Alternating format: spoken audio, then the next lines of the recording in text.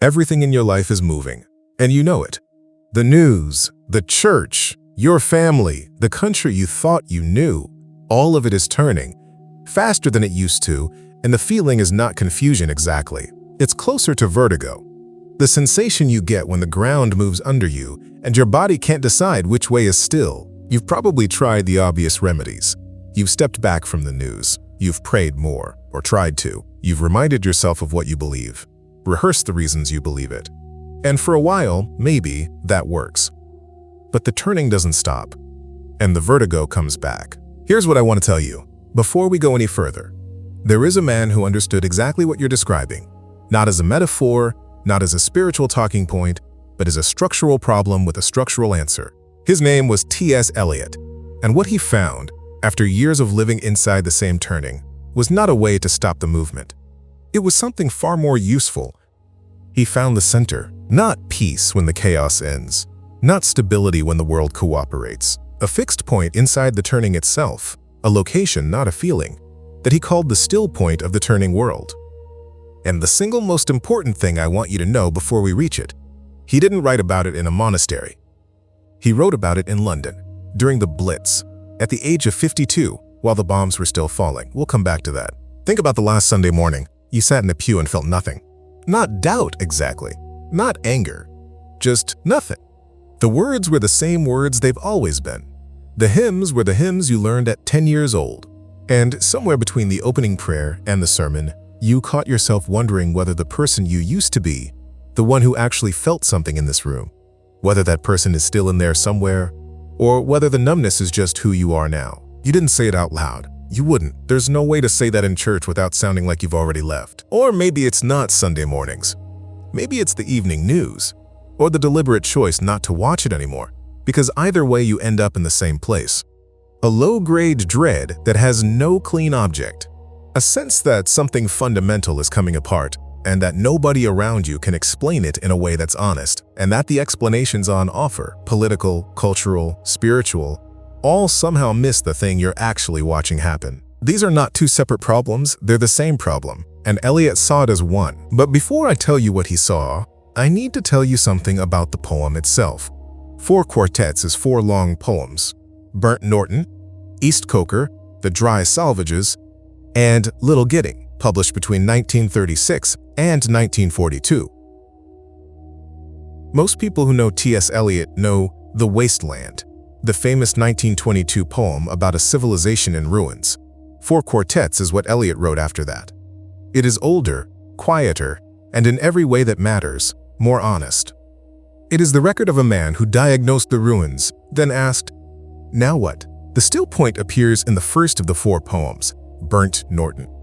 And this is what Eliot writes, in part 2, at the still point of the turning world.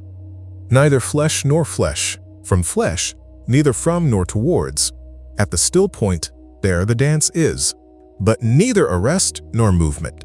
And do not call it fixity, where past and future are gathered, neither movement from nor towards, neither ascent nor decline. Except for the point, the still point, there would be no dance, and there is only the dance. Read that again slowly, because every phrase is doing work. At the still point of the turning world, he isn't describing a world that has stopped turning. The world is still turning. The point is inside the turning. It exists precisely because the world turns. Except for the point, the still point, there would be no dance, neither arrest nor movement. This is important. Eliot is not describing paralysis. He is not describing the stillness of someone who has given up or gone numb. The still point is not the absence of movement. It is the center around which movement happens. And do not call it fixity. He anticipates the misreading. Don't confuse the still point with rigidity, with digging in, with refusal. It is not the stubbornness of a person who won't budge. It is something more like the axis of a wheel, which does not move, not because it's stuck, but because of what it is. There the dance is. There, at the still point, not despite the turning, because of it. The dance requires the turning, and the turning requires the center. Here is the geometry Eliot is describing. Imagine a wheel. Every point on the rim is in motion, constantly, inescapably. The faster the wheel turns, the more violently those points move. But there is one point. At the very center, the axis, that does not move at all. Not because the wheel has slowed down. Not because someone held it still, but because of the geometry of the thing. The center is what makes the turning possible. And if you are standing at the axis, you are untouched by the spin. This is what Eliot found. Not a way to slow the wheel, a way to inhabit the center. But here's the question that should be forming right now. That's a beautiful image. And Eliot is a poet, so of course he makes it sound inevitable. But how does a person actually find the axis? Because life doesn't feel like a wheel with a clearly marked center. It feels like the rim, and you're on it. Hold that question. We need to go to London first. The year is 1940. The German Luftwaffe has been bombing London for weeks. The city is blacked out at night. There are shelters in the underground stations, families sleeping on the platforms.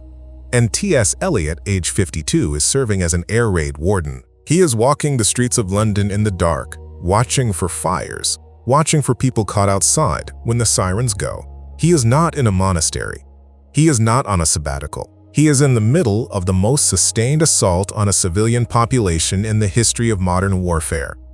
And he is writing 4 quartets. East Coker was published in 1940. It was the second of the 4 poems and the most personally charged. The title is the name of the English village where his ancestors had lived before emigrating to America in 1667. When Eliot chose it, he was doing something deliberate. He was tracing himself back to a beginning. The poem opens, "In my beginning is my end," and near its close, he writes this: "Old men ought to be explorers.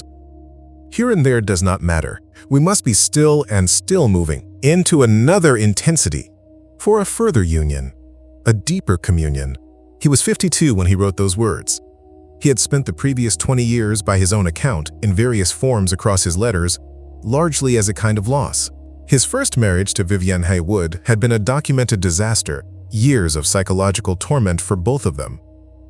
His earlier work had brought him fame but not peace. And here he is, 52, in a bombed city, writing old men ought to be explorers. That phrase, "we must be still and still moving," is the still point in motion. It is the paradox stated as plainly as Eliot ever states anything. You are still, and you are still moving. Not one or the other. Both, simultaneously, which sounds impossible until you remember the geometry. The axis does not move. The wheel keeps turning. You are the axis. You are still. And you are still moving. The still point is not the absence of the spin. It was never the absence of the spin. That is the discovery. There is a long tradition behind what Eliot is describing, and I want to name it briefly. Not to make this academic, but because knowing it changes the weight of the thing. The Spanish mystic John of the Cross, writing in the 16th century in prison, described a condition he called the dark night of the soul. Not a crisis of faith, not a punishment, but a stage. The stage at which God withdraws the emotional consolations of faith so that something deeper can take root. Eliot knew these writings. In East Coker, Part 3, he draws on them almost directly. I said to my soul, be still, and wait without hope, for hope would be hope for the wrong thing. Wait without love, for love would be love of the wrong thing. There is yet faith, but the faith and the love and the hope are all in the waiting. Be still and wait, not for the chaos to end, not for the feeling to return, in the waiting itself. Before Eliot was an Anglican, he had studied Sanskrit and Hindu philosophy at Harvard under a scholar named Charles Landman. He knew the Bhagavad Gita. He read Dante's Paradiso, where the final image, the white rose at the center of paradise, is a still point around which everything in creation turns. Cross-tradition, across centuries, the convergence keeps happening. Mystics who had nothing to do with each other keep arriving at the same geometry, a center that holds, an axis inside the movement. Eliot didn't invent this. He found it, confirmed it, and gave it the most precise language anyone has found for it in English. That convergence is worth knowing. It means the still point isn't one man's metaphor. It is a human finding, arrived at independently by people who had every reason to let the turning destroy them, and didn't. Now I want to come back to the question I left open. How does a person actually find it? Here is the inversion I've been building toward, and I want to say it plainly because I think it will reorganize everything you've heard so far. You have been trying to stop the wheel. Every remedy you've tried, Stepping back from the news, praying more, reminding yourself what you believe, looking for the right book or the right sermon or the right explanation. All of it has been aimed at the same goal: slow the turning. Make the world, or your response to it, less chaotic. Find the peace that comes when things calm down. And that is the wrong task, not because those things are worthless. They're not. But because the still point is not available at the rim. You cannot reach it by managing the spin better. You reach it by moving toward the center. And the center, this is the thing, was never absent. The still point was always there. Eliot's final quartet, Little Gidding, takes its name from an actual place, a small Anglican community in Huntingdonshire, founded in the 17th century by a man named Nicholas Farrar, who gathered his family there to live a life of deliberate prayer and work and stillness. Eliot visited it in 1936 and again in 1944. What drew him was not the history. What drew him was the quality of the air, the sense, he said, of something present that you could not quite name. At the close of Little Gidding, he writes, "We shall not cease from exploration, and the end of all our exploring will be to arrive where we started, and know the place for the first time." You have almost certainly seen those lines before, and they have almost certainly been handed to you as motivation, as a reason to keep going, keep seeking, keep moving forward. As if Eliot were saying, the journey never ends, and that's a beautiful thing. He was saying the opposite. The end of all our exploring is to arrive where we started. Not somewhere new, the still point was there in the beginning. The exploration doesn't take you to it, it returns you to it. You go around the long way, through all the turning and the loss and the years largely wasted, and you arrive at something that was present before you left. You recognize it finally for the first time. Know the place, not visit it for the first time. Know it, as if you've been there before and didn't have the eyes. And in Burnt Norton, Part 5, Eliot gives one more image for this. He writes about a Chinese jar, and what he says is worth hearing slowly. Words, after speech, reach into the silence. Only by the form, the pattern, can words or music reach the stillness, as a Chinese jar still moves perpetually in its stillness. The jar moves perpetually in its stillness. Do you see it? The jar is still, and it moves perpetually. It exists in time, in the world, subject to everything the world does. It is not immune to the turning. It is still, inside the turning. That is the still point, not immunity, a relationship to the center. You have been there before, not consistently, not reliably. But there have been moments, you know this, when the noise went quiet for a second, not because the world cooperated. A prayer that landed when you weren't expecting it to. A morning so still it felt like an answer to a question you hadn't asked. A grief so deep it broke something open rather than closed it, and in the breaking there was something that felt, strangely, like presence. You didn't manufacture those moments. You couldn't have. They arrived. That is what Eliot is describing. Not a spiritual achievement, a location you can learn to inhabit, because you've already touched it, without knowing what to call it. The still point, as a practice, looks different from what most of us expect. It is not the absence of noise. It is not the hour of silence you never have. It is not the retreat you keep meaning to take when life slows down. Because life doesn't slow down, and waiting for it to do so is waiting at the rim. It is, instead, a quality of attention brought to what is already in front of you. The prayer said slowly instead of efficiently, not because slowness is more holy, but because efficiency keeps you on the rim. The few minutes before the noise starts, not to accomplish anything but to return to the center. The deliberate act of noticing when you've been thrown to the rim and returning, not in guilt, but in practice. Eliot didn't achieve the still point once and live there. He returned to it. 4 quartets is the record of someone returning to the center again and again. Through the bombing and the grief and the years that felt largely wasted.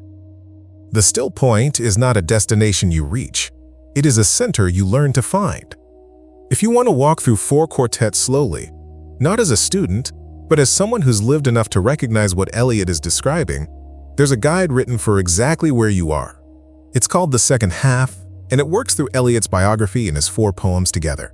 The late conversion, the years largely wasted, the still point found at 52, and inhabited more fully at 68. It's in the link below. Not because you need more content, but because the poem rewards going slowly, and you now have enough context to go with it. If there's a moment, a prayer, a mourning, a grief, where you touched something like stillness without knowing what to call it, tell me about it in the comments. I read every one of these. We began with vertigo, the sensation of the ground moving under you, your faith, your family, your country, everything you built your life around, turning faster than it used to, and no stable place to stand. What Eliot found in London under bombs at 52, after years he considered largely lost, was not a way to stop the turning. He found the center of it. The still point that exists because the turning happens, not despite it.